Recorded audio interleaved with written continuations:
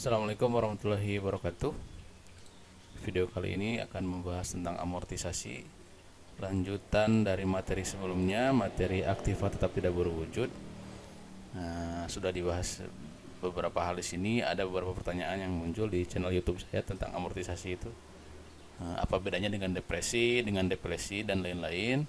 Maka saya bikinkan materinya di sini di wiki seperti biasa sudah ada wiki.smkn1bjp.ac.id, bisa dilihat tentang amortisasi. Juga kalau siswa-siswa kelas 12 akuntansi keuangan SMKN 1 Bojong Picung bisa lihat di lms.smkn1bjp.ac.id seperti biasa materinya. Di sini tinggal klik saja, nanti akan diarahkan ke materi sama di wiki. Oke, kita akan mulai pembahasannya. Jadi istilah tentang penyusutan itu ada 3, ada amortisasi, ada depresiasi, dan depresi. Depresiasi atau beberapa juga disebut depresi sama saja. Singkatnya, kalau depresi itu dia penyusutan untuk aktivitas tetap berwujud. Nah, misalnya kendaraan, tanah tidak menyusut, mohon maaf. Kendaraan, mesin, gedung, peralatan kantor, aktivitas tetap berwujud itu disebut penyusutannya disebut depresi atau depresiasi. Kalau depresi itu adalah penyusutan khusus, di sini tuliskan adalah khusus tentang di bidang pertambangan. Jadi misalnya gini singkatnya, kalau di dunia pertambangan itu kan ada izin, misalnya ada izin untuk melakukan eksploitasi atau pertambangan, terus ada biaya yang biaya yang dibutuhkan untuk mencari sebuah lokasi tambang di mana yang ada sumber daya alamnya, itu membutuhkan proses. Nah, itu biasanya semua itu dinilai sebagai aset, bentuk aset tidak berwujud. Nah, sama penghitungannya dengan materi yang kemarin sudah disampaikan sebelumnya tentang aktiva tetap tidak berwujud. Jadi harus dihitung nilai aktiva tetap tidak berwujudnya itu berapa. Nah, berarti sama kalau di pertambangan juga, semua harga-harga yang diakibatkan atas aktivitas pertambangan itu yang sampai pada akhirnya si perusahaan dapat mengoperasikan sebuah tambang itu diakui sebagai aktivitas tidak berwujud, kemudian dihitung. Nah, dan semua itu pasti karena kategorinya adalah aktivitas tidak berwujud atau aktivitas tetap, pasti punya penyusutan. Nah, kalau penyusutan dalam bidang tambang ini istilahnya menggunakan istilah lain, bukan depresiasi tapi depresi, gitu aja. Metodenya sama saja sih, metodenya sama saja, perhitungan penyusutannya sama saja. Nah, kalau amortisasi itu adalah ya intinya kalau amortisasi itu sama, pengurangan nilai. Ini untuk aktivitas tetap tidak berwujud lainnya selain pertambangan. Sudah dibahas di sebelumnya. Coba saya cek di sini, masih nyambung di materi sebelumnya tentang aktivitas tetap tidak berwujud. Jadi ini kita buka dulu coba. Di sini aktiva tetap tidak berwujud. Nah, di sini ini termasuk beberapa contoh aktiva tetap tidak berwujud. Nah, ini ada paten, hak cipta, merek dagang, franchise, leasehold, ini salah satu goodwill. Ini beberapa contoh tentang aktiva tetap tidak berwujud. Nah, semua ini juga mengalami penyusutan. Nah, penyusutannya ini disebut amortisasi, gitu aja sih sebenarnya bedanya. Nah, maka jangan ketukar istilah depresi dan amortisasi. Kalau depresiasi ini untuk penyusutan untuk aktiva tetap tidak berwujud, kalau ini untuk barang tambang, depresi disebutnya. Kalau amortisasi tadi penyusutan untuk contoh-contoh di sini nih, di materi yang ini tentang aktiva tetap tidak berwujud, gitu. Lebih jelasnya bisa dibaca nih materinya. Ini salah satu pengertiannya saya ambil dari OJK, bisa dibaca. Kemudian ini tadi bedanya sudah jelas. Nah, ini kapan mulainya dihitung, itu kapan sih mulai waktu penghitungan penyusutannya itu dari mana, gitu kan. Nah, kalau aktiva tetap berwujud kan gampang, ketika pengadaan barang itu dilakukan, ketika barang itu dibeli atau dilakukan pengadaan, dihitunglah penyusutannya. Nah, kalau Amortisasi dari mana sih? Nah, di sini ada penjelasannya. Intinya dihitung dimulai pada bulan produksi komersial. Jadi bulan dimana penjualan dilakukan. Jadi misalnya ini salah satu materinya saja sih, contohnya saja. Jadi ada peraturan pemerintahnya nih, bidang usaha kehutanan, ada perkebunan, ada peternakan, ini ada peraturannya.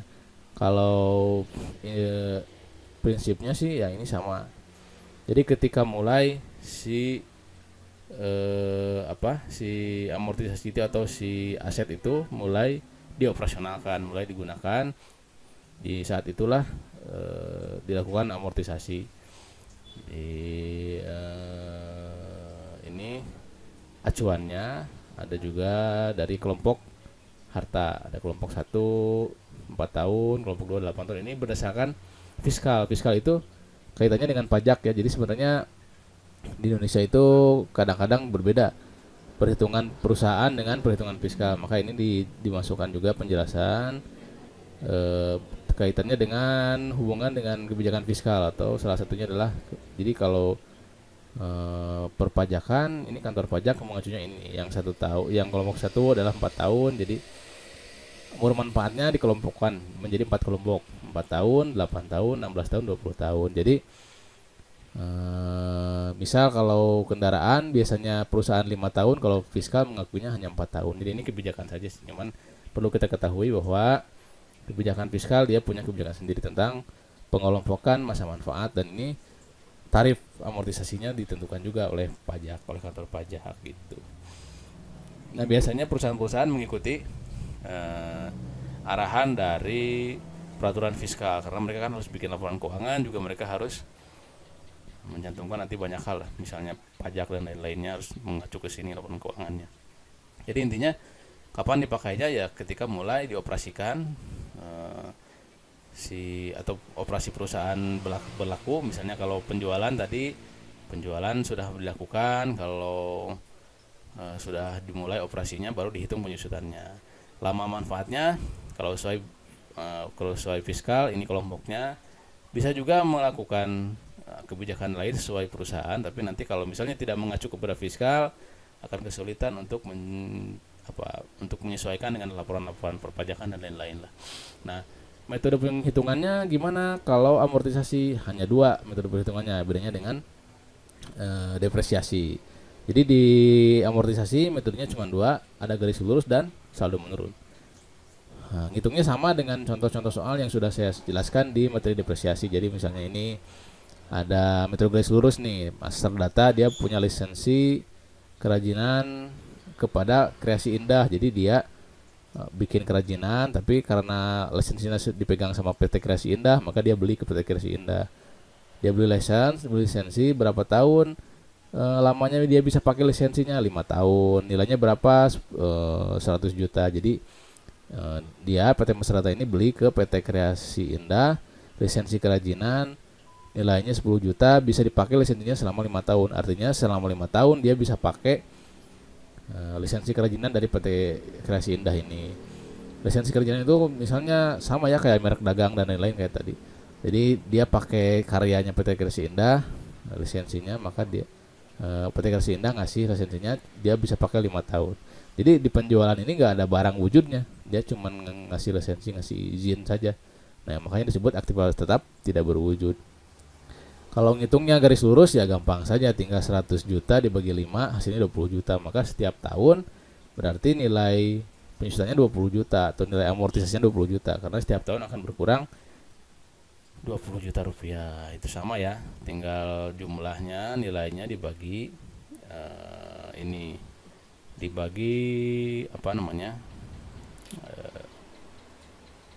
jumlah nilai pemakaian masa manfaatnya. Kalau yang selalu menurun sama juga. Nah, ini karena tadi dia 100 juta, kemudian masa manfaatnya 5 tahun. Masa manfaatnya 5 tahun, kemudian tinggal dilakukan ini saja tahun pertama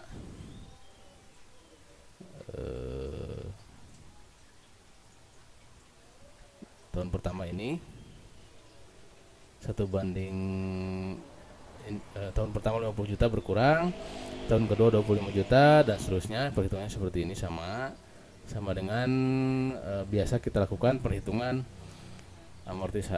dengan saldo menurun. Jadi tiap tahun jumlahnya berbeda nih, jumlah penyusutannya gitu. Tarifnya di sini diambilnya sesuai kebijakan fiskal ini. Kelompok 1 ini berapa tahun sih? 5 tahun ya, berarti maksudnya ke kelompok 1. Kelompok 1 saldo menurunnya tarif amortisasinya 50%, maka tinggal dihitung saja 1 banding 50% dikali 100 juta, maka 50 juta. Terus tinggal dihitung lagi, diambil dari sini 50% dikali 50 juta, terus aja menurun ya. Sama tinggal dikurangi, ini masuk sini, kurangi masuk sini. Tarifnya dari mana? Dari kebijakan fiskal ini, gitu ya. Ini tentang contoh amortisasi. Ini penjelasan singkatnya dulu. Silahkan Anda simak baik-baik, baca dulu tulisannya, kemudian pahami. Kalau misalnya ada pertanyaan, silahkan Anda tulis di channel YouTube saja. Itu saja dari saya. Terima kasih. Sekian. Assalamualaikum warahmatullahi wabarakatuh. Semoga bermanfaat.